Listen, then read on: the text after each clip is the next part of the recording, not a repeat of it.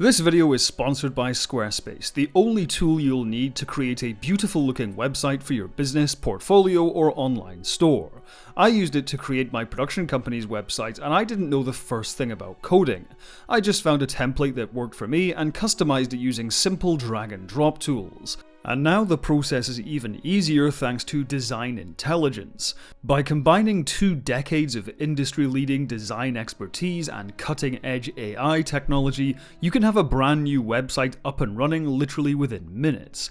Everything from finding a template to integrating SEO can be personally tailored to your needs. Jump over to Squarespace using the link below to start building your website and use the coupon code Coleman for 10% off your first purchase.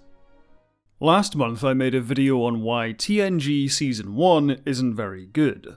There are several contributing factors, but I identified the main issue as one of character. Despite the cast being well defined with clear backstories and unique personalities, the TNG cast was shockingly passive in their first season. Character is, after all, made through action. It is something the viewer infers by what someone says and does, and unfortunately, in Season 1, the crew of the Enterprise said and did very little of note. That is with the surprising exception of Tasha Yar, who, in retrospect, is probably the most well-characterized of the ensemble besides Data and Worf. This is surprising considering Tasha Yar's status among fans as that crew member who was killed by an angry ink monster, and after all, Denise Crosby's motivation to leave the show was because she felt as though she had nothing to do. But in retrospect, I think Tasha Yar had a lot of potential as a character, and could perhaps provide some lessons for writers of future Star Trek going forward. Gene Roddenberry famously issued an edict in TNG Season 1 that there be no interpersonal conflict among the Enterprise crew, and many of the show's writers felt too confined by this. Star Trek's future is, after all, meant to be a utopia, populated by enlightened humans who have moved beyond the petty squabbles of today's world. This is supposed to be part of Star Trek's core identity, the key ingredient which distinguishes it from other space opera mythos like Star Wars. However, this is also an element which has existed with a lot of tension within Star Trek over the years. As many commenters on my previous video pointed out, it seems that the less writers strictly adhered to Roddenberry's vision, and the less utopian Star Trek was, the better it was. After all, isn't that how we got such great entries as The Wrath of Khan and Deep Space Nine? So the narrative goes that when Michael Piller came in, he dispensed with Roddenberry's edict, and the show was all the better for it. But hold your onions there, Sonny Jim, me lad, me boy, because as it turns out, Michael Piller actually adhered to this edict when he took over as showrunner in Season 3. Throughout all 7 years of The Next Generation, there is little to no interpersonal conflict among the Enterprise crew. Piller simply found a way of telling character-driven stories within Roddenberry's confines. Part of the reason for including so many non-Starfleet characters in Deep Space Nine was to feature more conflict without breaking Roddenberry's rule. Nevertheless, writers continued to wrestle with Roddenberry's edict to the end of Enterprise and well into the modern era. Some writers, and even some fans, may worry that Star Trek's utopian vision of the future is simply unrelatable on both a personal and ideological level. The perfect future superhumans envisioned by Gene Roddenberry may be just as off-putting to some as they are inspiring to others. After all, this is why many people dislike Superman. People are skeptical of a person ever being that truly good. Likewise, with all the bad news being pumped directly to our phones daily, many are skeptical of a brighter future like the one seen in Star Trek. How can we believe such a future is possible when we're told every hour of every day how fucked everything is? In some respects, modern Star Trek has attempted to address this.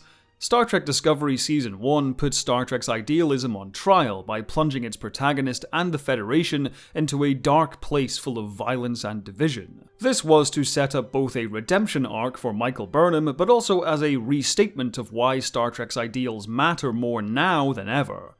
And the internet collectively came together in one voice to declare how triumphantly successful and not at all controversial this approach was. It seems that for a lot of people, Star Trek can never win. Either it adheres to Roddenberry's rigid utopian vision and is condemned to being perceived by the mainstream as stuffy and boring, or it adopts a looser approach to that vision, allowing for conflict and darkness in an attempt to tell a more nuanced story, and is condemned as a betrayal of Jean's vision by half the fanbase. This is why I bring up Tasha Yar, because the character's wasted potential offers us a way of having our cake and eating it too. The cake being Star Trek's utopian future, and the eating being audiences enjoying an emotionally powerful story full of drama. You see, unlike the rest of the Enterprise crew, Tasha Yar did not grow up in a utopian world. She was born and raised on Turkana 4, a failed state which has degenerated into brutal gang warfare where armed raids and R-word gangs are apparently the norm. This is an important detail in Yar's character because for her, the paradise of the Federation is not ordinary. The world the others come from is miraculous. In such a dark place as she is from, it would be hard to imagine a better world as even possible, yet here it is. Tasha Yar is part of Star Trek's bright future, but she's also an outsider. She understands just how bad things can get, and because she's aware of the contrast, she is passionate about its advocacy. When Q accuses the Enterprise crew of being grievously savage, it's Tasha Yar who leaps to her feet and yells back at the omnipotent godlike alien lifeform. The rest of the crew are all well-behaved nerds, but Tasha Yar is boots through the door, phasers at the ready at the first sign of provocation.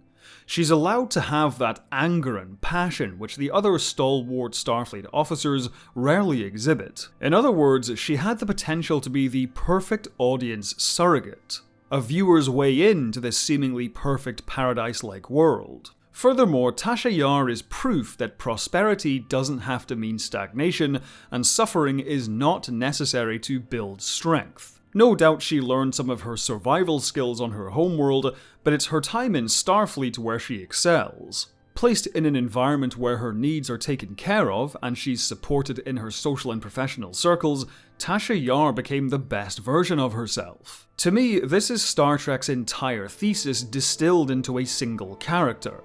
Human beings are extraordinary creatures capable of achieving amazing things, if only we'd stop squabbling over petty crap. Unfortunately, the potential of the character was never realised, and Tasha Yar was killed by a splat monster in Skin of Evil, which is a real shame in retrospect. I would have loved to have seen what Michael Piller did with the character if she survived to Season 3. However, to some extent, characters like Tasha Yar have reappeared in Star Trek, namely the entire cast of Star Trek Prodigy. Like Yar, these were characters who had known only suffering their whole lives, suddenly presented with a path to a brighter world where they could fulfill their greatest potential. And if we left turn into Star Trek fanfiction, the Orville even touched on this with the character Lysella.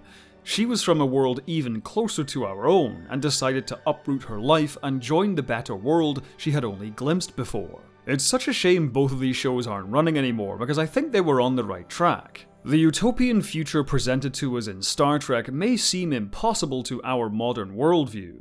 The gulf between the Earth of the 24th century and the Earth of today seems so vast we don't have any hope of ever achieving it. But if stories like Star Trek are to continue to inspire the next generation, perhaps characters like Tasha Yar, brought to their potential, can offer us a window into that better world. Take the lessons of the past so we might look ahead to the future. Thank you for watching. Leave the video a like, and if you want to stay up to date on future uploads, hit the subscribe button and bell icon. You can also see videos early, uncut, and ad-free by joining me on Patreon. Speaking of which, I'd like to thank all of my patrons and members with an ultra thanks to Eamon Kelly, Michael Hardy, Ian Hodge, County Ark, Mike Halsey, Retro PC Gamer, Benjamin Stokes, Movie Magic, Charles Borsam, Olivia Computer, Bano, Extreme Streamers, Tom, Dusk, Colin Camille, Patrick Fleming, Matthew Camille, Ed Mark Starr, Dylan Thomas, Lilac Yane, Howard Craig Kervik, and Kajing G. Thank you once again for watching, and until next time, have a good one.